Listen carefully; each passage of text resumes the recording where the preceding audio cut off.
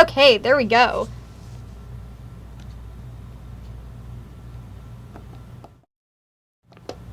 Okay. Hey everybody, happy Thursday. We are doing this weather extra to kind of just bring in a little bit more detail into the forecast, really that we can't cover as we do take a look on our 3 minutes of airtime, especially a little bit earlier on in the newscast. We were talking about the severe drought that we're seeing across the state of Florida right now. So we're really just going to be going into a little bit more detail of that, taking a look ahead into the weekend, as well as actually going into a little bit of what you can see in the night sky tonight and into the start of next week, which is really exciting. Feel free to say hello, say right where you're from in the comments. We are live on Facebook, we are live on Fox Local, we are live on YouTube, so definitely feel free to come in, say hi, and if anyone does have any weekend plans, maybe we can give a quick forecast on that. And of course, tune in tonight at 8 and I'll be on the air, which is really exciting. Okay, so big story all across the state of Florida is that drought. And with the drought, it is extremely dry out there. I took my dog for a walk earlier on today, and I quite literally just felt like I was crunching. It almost like it was like I was walking on snow and ice. It was so crunchy and so dry out there. I don't know if anyone else was experiencing that, but it was dry out there, folks, today.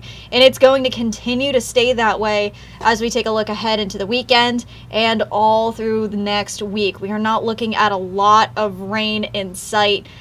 So we're just going to be really hoping that, especially in the areas that need it most, we can get some of that rain. So let's get right into it. Let's take a look at the graphics right here. So with this, we are seeing the drought monitor, and this drought monitor updates every single Thursday. So with that, we're going to be seeing with this drought monitor 2 red spots. So with those red spots, what we see with that is extreme drought. So you can see at the top of this right here, we have dry, moderate, severe, extreme, and then exceptional.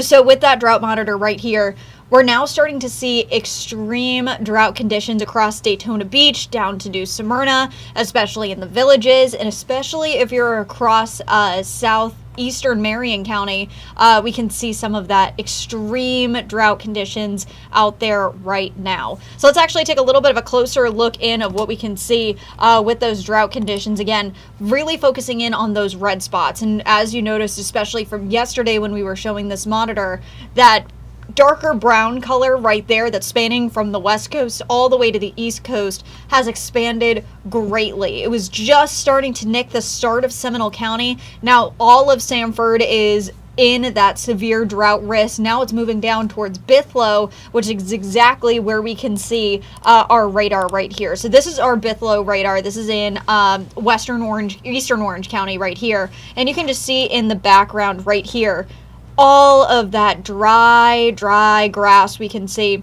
And even some of the trees just look so dry. And that's exactly what we're going to be seeing as we head through the next couple of days. So we've really, especially this week, not only with the heat, but also with those dry conditions, just really expanded those drought conditions. And this is the first time this year that we are seeing those extreme drought conditions. And not just this year, this means that we are really seeing that drought the worst than what we've seen in a while. So we have not seen a drought this bad and in that extreme risk of drought for 8 years. The last time we saw that extreme drought conditions, especially right now, was 2017. So we are extremely dry. We are in desperate need of rain. And that's really what we're going to be continuing to talk about for at least a little bit on this stream. Hi, Christopher. Thanks for joining. Harry from Titusville. Nice to see you here, too. Peter, nice to see you as well. And again, if you have any questions or have any plans for the upcoming weekend, maybe we can talk about that. But just ultimately be prepared for a dry weekend out there for sure. So right now, again, this is the worst drought that we've seen in quite a while. And with that, we're just only going to continue to see that dry weather really hit hard here in Central Florida. But also with that, because it is so dry, we do also have to talk about the wildfires. So the wildfire that we were tracking earlier on today, and Kelsey Cairns is there right now, is the Cowpen fire. So if you are in Flagler County, especially in the Bushnell area, it was probably really smoky out there earlier on today. This fire sparked up earlier on today and really picked up because of the wind that was just coming off the coast. So with that, this fire at last check, which was probably about an hour ago, already burning over 200 acres. Fire officials are on the scene. They're trying to get this as under control as possible, but because of the wind, it's just really starting to allow these fires to really take hold. So with that, we are really just going to keep an eye on this fire for sure. Luckily, those winds really trying to die down as we head through the overnight tonight. So hopefully fire officials can get a good handle on this fire, because again, we were also keeping an eye on the compound fire yesterday in Brevard County, and as we pop up those fires, luckily all of them have been contained. So that's the good news right there. Two smaller fires, the Onyx fire and the Davis fire, kind of on either side of Palm Bay. The Onyx fire was right in Palm Bay. The Davis fire a little bit further down the I-95 corridor down towards Mecco. Those were between 1 and 5 acres burned, and with the Onyx fire, there was a police cruiser that caught fire. The Sublime Road, which was by Vera, that was 9 acres burned, now 100% contained. That's the good news there. And the Chelsea fire further up by Cocoa and the 528 toll road and I-95 interchange, 29 acres burned there, now 100% contained. But the biggest one that we were tracking yesterday in particular was the compound fire, so 100% contained now. But take a look at that, 250 acres burned. So this was a massive fire that sparked up yesterday and was put out yesterday. So we're hoping that the same can be done for the Flagler County fire that we're tracking at the moment. And again, Kelsey Cairns going to be giving us an update on that later on tonight at 10. So make sure you do stay tuned for that. So with that, it's really dry. Obviously, we covered that. But let's actually talk about the fire weather warnings. So with fire weather warnings, this is from the National Weather Service. These get issued with the National Weather Service. And usually the criteria for this is that it needs to be windy. So wind gusts need to be between 20 and 30 miles per hour. The relative humidity needs to be below 35%. So with that, the air needs to be very dry. And we already have the bottom. We already discussed that. Very dry conditions on the ground. So with that, we have pretty much all three. So we're just watching really the risk of fire to either be greater in some areas or less than some areas, now that we kind of also have not only the dry air, the dry ground, but also the wind gusts that have really allowed the fires, especially in Flagler today and Brevard yesterday, to really take off very quickly. So with that, I do want to focus just real quick on just some fire weather safety, some things that you can do that you can just do overall in order to keep yourself safe from any of these fires. Ultimately, never leave campfires unattended, which really for a lot of counties, you can't even have any campfires because it is so dry and wildfires are such a risk right now. Avoid any power tools that could cause sparks, any hand saws or anything that could cause a spark if you're cutting. Just make sure you are being so careful with that. Make sure you're in a concrete area if that's the case there. But really make sure you're just properly discarding and extinguishing any cigarettes. Vehicles are a big one. Usually parking on the grass is what a lot of people do. If it's dry, don't do it, because especially just the littlest spark can just pick up all those wildfires very quickly. And also know when burn bans and fire weather warnings are issued in your county. This is one that's so important.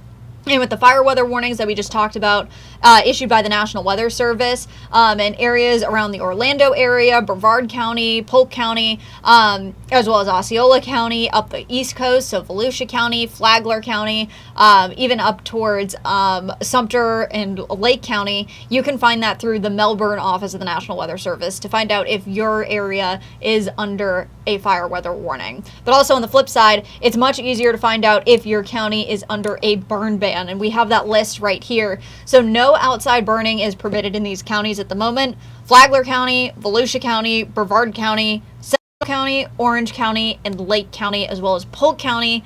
All of these areas permit no outside burning of any kind because of not only how dry it is, but also because of those winds that have been picking up for quite a while. And so with that, no burning of any kind in these counties.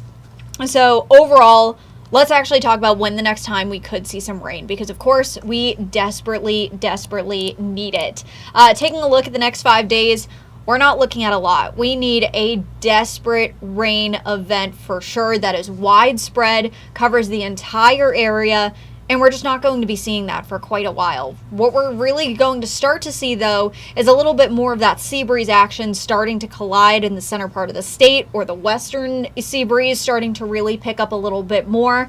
And this is what's going to start to pick up some thunderstorms as we take a look Sunday, Monday, and Tuesday. So that's what we're really just tracking as our next big rain event right here. And as we do take a look, this is what we're seeing for the rest of the work week. We're really just going to be seeing a little bit of clouds trying to make their way along the east coast, southerly flow switching around, and this is what's really amping up our temperatures as we take a look at the weekend. So if you thought the past couple of days were hot, get ready. It's only going to get even warmer, which also means we are staying dry for the next couple of days.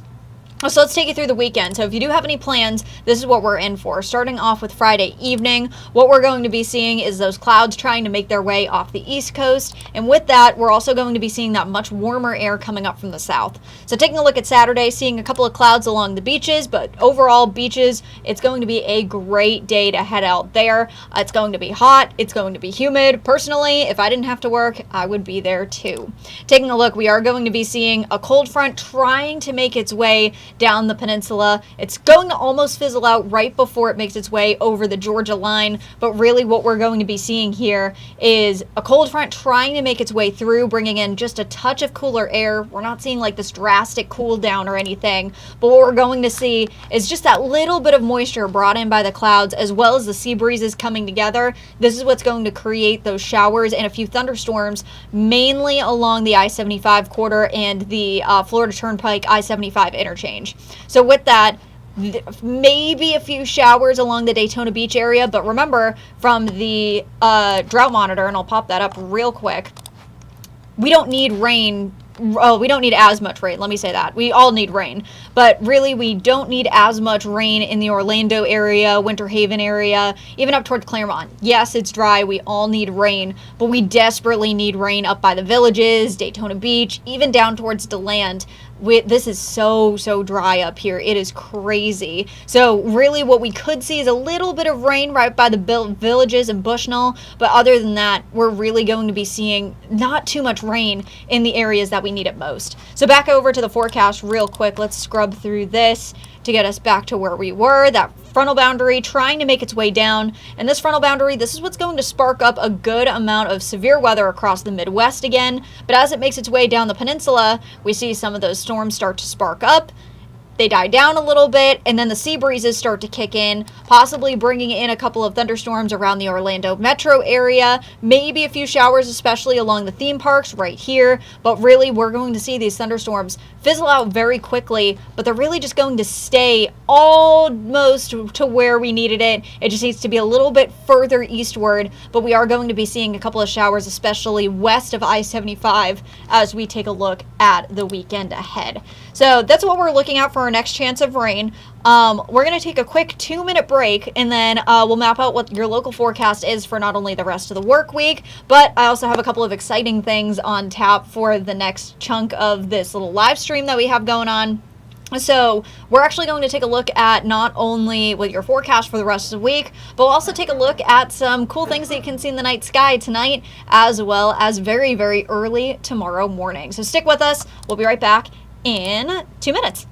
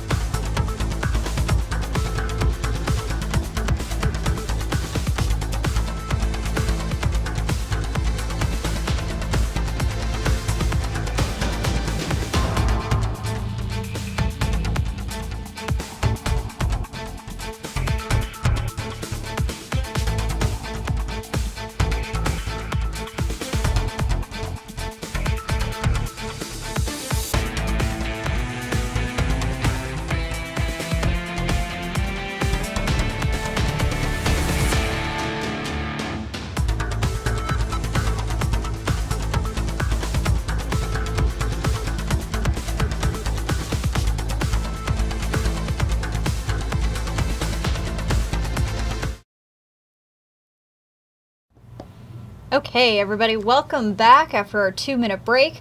So what we're looking at right now is our Titusville camera, and the reason why I bring this up is that we are going to be expecting a launch a little bit later on tonight from Cape Canaveral. Very exciting, and conditions are looking pretty much crystal clear for that if you are planning on watching the rocket go off.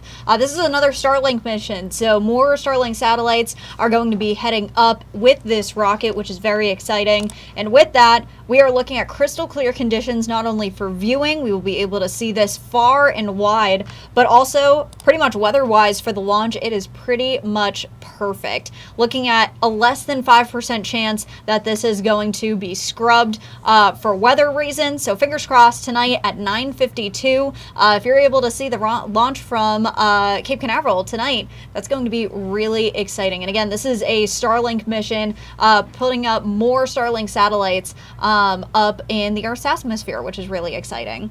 A couple of people joined since we last checked in. Hi, Donna from Taft. Elaine Tovett from Holbrook, Massachusetts. Hi, thanks for watching. And No Bergerin is also watching as well. Again, if you're just joining us, we talked about the drought a little bit ago, and we're going to be talking about the launch forecast and a couple of other things that you can see in the night sky tonight. And this is something that's really exciting. If you know me, I really love astronomy, and I like also looking at the stars and seeing what's going on in the night sky. And earlier on this week, there was actually a meteor shower, which was pretty cool. And I think there's something that's going to be a little bit cooler out there tomorrow morning. But still, nonetheless, if you are able to catch the launch taking off from Cape Canaveral in the Kennedy Space Center a little bit later on tonight, that is going to be at 9:52. But also something that's exciting is that there's going to be a celestial smiley face in the night sky, and that is all due to a planetary conjunction. So first, let's actually answer the question of what is a planetary conjunction. So a conjunction is a celestial event when two astronomical objects look like they're very close together in the night sky, almost like they're right next to each other, even though they can be miles and miles and miles away. So with that, we're going to be keeping an eye on a planetary conjunction between Venus and Saturn through the overnight tonight and early tomorrow morning. So the reason why I bring this up is on April 25th, so that's tomorrow on Friday, at 5 a.m. So if you are up early, you will be able to catch this along the horizon. Venus and Saturn, even though they are light years apart, they are very, very, very far apart. For planets, they are going to look like they are almost right next to each other in the early morning sky. So the reason why I bring this up is that even though these two planets are going to look very, very close together, they are conveniently going to be positioned right next to the crescent moon. So with that, there's going to be a smiley face in space early tomorrow morning. So at 5 a.m., Venus and Saturn are going to line up right next to the moon, which is going to be passing between them as we head through the overnight tonight. At about 5 a.m., 5 to 5:30, it'll look like there's a smiley face. Now, you might need to squint, you might need to tilt your head to the side, other side a little bit. In the eastern sky, though, just above the horizon, there is going to be a little smiley face early tomorrow morning. So it'll quite literally look like this. You'll be able to see the two eyes, which is the two planets, Venus and Saturn. Saturn might be a little bit tougher to see, but Venus will be very bright in the night sky. And again, it'll line up just with that smile that's going to be the crescent moon early tomorrow morning. So if you do have any pictures, definitely send it to us. We would love to see it and show it off early tomorrow morning. So that's what we can see in the night sky. Not only do we have a launch going off, but we also have the celestial smiley face and the smiley face in space happening early tomorrow morning. So I think that's a nice way to wrap up a work week. Hopefully that's good vibes from the universe right there. So let's actually get into the forecast of what we're expecting for the rest of the work week and start of the weekend, as we have about 2 minutes left in this cast. Right here for the rest of the evening, it's going to be beautiful. Temperatures cooling back down into the 60s. Lows tonight anywhere between the 60s and low 70s. And you're waking up tomorrow morning, temperatures already throughout the upper 60s. So a very mild start to your Friday. And as we take a look of what's in store for your Friday afternoon, it's going to be another hot one. Temperatures lingering throughout the upper 80s and low 90s all across the region.